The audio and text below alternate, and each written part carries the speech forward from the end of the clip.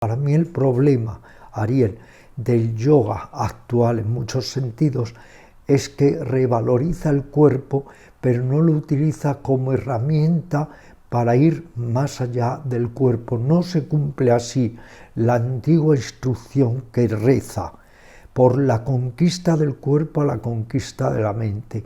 Y fíjate qué paradoja. El yoga nace precisamente para desapegarnos del cuerpo, y muchos de los yogas modernos nos incitan a apegarnos al cuerpo. La obsesión por la flexibilidad, yo en broma les digo a mis alumnos, es que no me interesa ser el hombre más flexible del cementerio. O luego, como te decía, esa especie de simplificación todo a la asana, en lugar de utilizar el asana como una silueta psicosomática para ir precisamente más allá de la asana. Y algo muy curioso, si el yoga lo que te dice es que lo que tenemos que superar es el ego, ¿cómo es posible que rindamos ese culto obsesivo a veces en algunas escuelas al cuerpo, que es realimentar constantemente nuestro ego? ¿Hasta qué punto tendríamos que, en la sociedad actual en la que vivimos, en la que no parece muy viable plantear ese límite, ir a ese límite con el cuerpo, entrenamientos vivientes, este tipo de tradición, evidentemente no tiene ningún tipo de calado en la sociedad en la que estamos? ¿Hasta qué punto deberíamos propiciar esa disciplina, esa autodisciplina con el cuerpo y con la mente?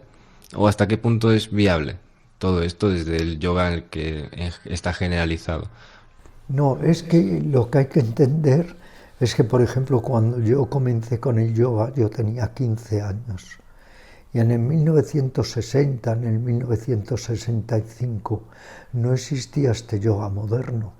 Yo he ido a la India 99 veces, he recorrido todos los centros de yoga y el país de norte a sur y de este a oeste. Y te puedo decir que cuando yo viajé a la India la primera vez en 1972, no existía este yoga moderno, salvo que a lo mejor en alguna parte del sur de la India como yoga más gimnástico, pero el esquema tradicional de yoga en toda la India, pero también en Occidente, era siempre la permanencia, el mantenimiento en las posturas, para a través de ese mantenimiento poder interiorizarte y poder hacer lo que llamaríamos meditación a través del cuerpo. Había un maestro hace unos años en Alemania, y era occidental, que por ejemplo para hacer el Paschimottanasana o postura de la pinza invertía 30 minutos en hacerlo, en mantenerlo, en deshacerlo. ¿Por qué? Para que así podamos utilizar el cuerpo como una herramienta de interiorización y de meditación. Uno de los grandes maestros con el que estuve muchos años en contacto, Ananda Devananda, siempre decía que se trata de utilizar el cuerpo como objeto o soporte de meditación y de concentración. Yo no digo que a lo mejor no puedas estar concentrado, por ejemplo, en el yoga gimnástico, en el yoga deportivo, pero de lo que no cabe duda es de que no puedes llegar a esos estadios de conciencia y de profundización que te permite, por ejemplo, la permanencia en la postura. Y te contaré a modo anecdótico que el primer maestro que yo tuve de yoga es un hindú que viajó a Madrid y se situó en las afueras de la ciudad. Alquiló un chalecito y se situó en las afueras de la ciudad. Y mi madre, que era una mujer muy avanzada para su época, comenzó a practicar hatha yoga con él y luego me llevó a mí.